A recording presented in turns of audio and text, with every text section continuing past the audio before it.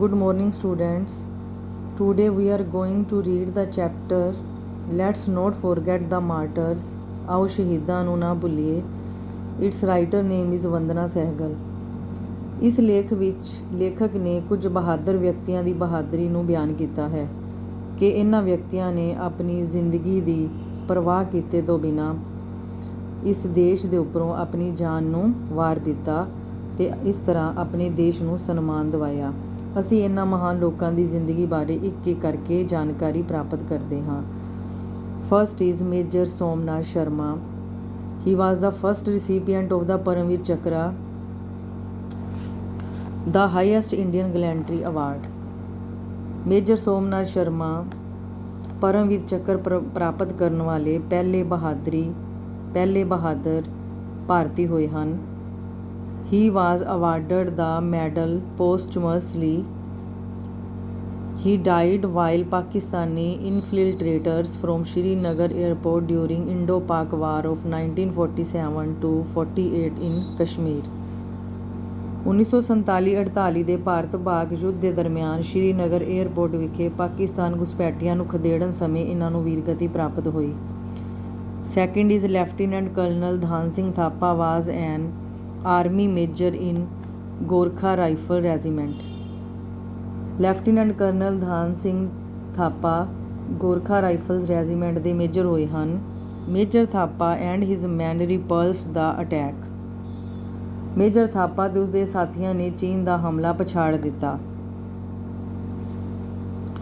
He was discovered to have been taken prisoner. After his release, he resumed his military career.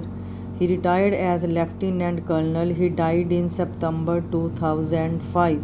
He was awarded Paramveer Chakra. Lieutenant colonel general ਲੜਾਈ ਵਿੱਚ ਮਾਰੇ ਗਏ ਤੇ ਬਾਅਦ 'ਚ ਪਤਾ ਚੱਲਿਆ ਕਿ ਉਹਨਾਂ ਨੂੰ ਬੰਦੀ ਬਣਾ ਲਿਆ। ਰਿਹਾਈ ਤੋਂ ਬਾਅਦ ਉਹਨਾਂ ਨੇ ਆਪਣਾ ਫੌਜੀ ਜੀਵਨ ਦੁਬਾਰਾ ਸ਼ੁਰੂ ਕੀਤਾ। ਉਹ ਲੈਫਟੀਨੈਂਟ ਕਰਨਲ ਦੇ ਤੌਰ 'ਤੇ ਸੇਵਾ ਮੁਕਤ ਹੋਏ। ਉਹਨਾਂ ਦੀ ਮੌਤ 2005 ਵਿੱਚ ਹੋਈ ਤੇ ਇਹਨਾਂ ਨੂੰ ਪਰਮਵੀਰ ਚੱਕਰ ਨਾਲ ਸਨਮਾਨਿਤ ਕੀਤਾ ਗਿਆ। ਹਵਲਦਾਰ ਅਬਦੁਲ ਹਮੀਦ ਵਾਜ਼ ਅਨਦਰ ਪੋਸਟੂਮਸ ਰਿਸੀਪੀਐਂਟ ਆਫ ਦਾ ਪਰਮਵੀਰ ਚੱਕਰ। ਅਬਦੁਲ ਹਮੀਦ ਨੂੰ ਮੌਤ ਤੋਂ ਬਾਅਦ ਪਰਮਵੀਰ ਚੱਕਰ ਨਾਲ ਸਨਮਾਨਿਤ ਕੀਤਾ ਗਿਆ। He died in the Khemkaran sector during the Indo-Pak war of 1965। 1965 ਦੇ ਭਾਰਤ-ਪਾਕ ਯੁੱਧ ਦਰਮਿਆਨ ਉਹ ਖੇਮਕਰਨ ਵਿੱਚ ਸ਼ਹੀਦ ਹੋ ਗਏ। His brave action inspired his comrades to put up a brave fight to beat the attack. Abdul Hamid did not take care of his personal safety. His acts of bravery in the face of constant enemy fire was a shining example not only to his unit but to the whole nation. ਉਹਨਾਂ ਦੇ ਬਹਾਦਰੀ ਭਰੇ ਕਾਰਨਾਮਿਆਂ ਨੇ ਉਸ ਦੇ ਸਾਥੀਆਂ ਨੂੰ ਉਤਸ਼ਾਹਿਤ ਕੀਤਾ। ਉਹ ਇਸ ਹਮਲੇ ਨੂੰ ਉਹਨਾਂ ਨੇ ਖਦੇੜ ਦਿੱਤਾ। ਅਬਦੁਲ ਹਮੀਦ ਨੇ ਆਪਣੀ ਖੁਦ ਦੀ ਸੁਰੱਖਿਆ ਦੀ ਪਰਵਾਹ ਨਹੀਂ ਕੀਤੀ। ਲਗਾਤਾਰ ਚੱਲ ਰਹੀ ਗੋਲਾਬਾਰੀ ਦੇ ਸਾਹਮਣੇ ਉਸ ਦੇ ਬਹਾਦਰੀ ਭਰੇ ਕਾਰਨਾਮੇ ਨਾ ਸਿਰਫ ਉਸ ਦੀ ਆਪਣੀ ਯੂਨਿਟ ਲਈ ਸਗੋਂ ਸਾਰੇ ਦੇਸ਼ ਵਾਸਤੇ ਇੱਕ ਚਮਕਦਾਰ ਉਦਾਹਰਨ ਦਾ ਕੰਮ ਕਰਦੇ ਹਨ। Fourth is Flying Officer Nirmaljeet Singh Sekho. PVC was an officer of the Indian Air Officer. He was posthumously awarded the Paramveer Chakra.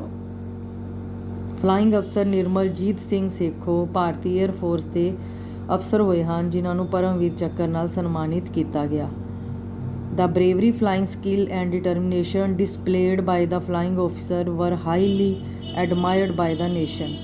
ਬਹਾਦਰੀ ਤੇ ਉਡਾਨ ਕਲਾ ਜੋ ਸੇਖੋਂ ਨੇ ਲੜਾਈ ਦਰਮਿਆਨ ਦਿਖਾਈ ਉਹ ਸਾਰੇ ਭਾਰਤ ਦੇ ਰਾਸ਼ਟਰ ਨੇ ਪ੍ਰਸ਼ੰਸਾ ਕੀਤੀ।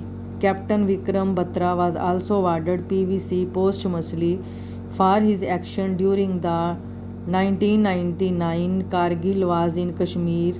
Captain Batra was given the task of recapturing point 5140. Captain Vikram Batra ਨੂੰ ਵੀ ਪਰਮਵੀਰ ਚੱਕਰ ਨਾਲ ਮੌਤ ਤੋਂ ਬਾਅਦ ਸਨਮਾਨਿਤ ਕੀਤਾ ਗਿਆ। ਇਹ ਸਨਮਾਨ ਉਹਨਾਂ ਨੂੰ 1999 ਵਿੱਚ ਕਸ਼ਮੀਰ ਵਿਖੇ ਕਾਰਗਿਲ ਯੁੱਧ ਦੌਰਾਨ ਬਹਾਦਰੀ ਦਿਖਾਉਣ ਪ੍ਰਾਪਤ ਕਾਰਨ ਹੋਇਆ ਸੀ। He and his men climbed the rock. As they neared the top, the enemy started firing. Captain Batra ਨੂੰ 5140 ਦੁਬਾਰਾ ਉੱਪਰ ਕਬਜ਼ਾ ਕਰਨ ਦਾ ਕੰਮ ਸੌਂਪਿਆ ਗਿਆ।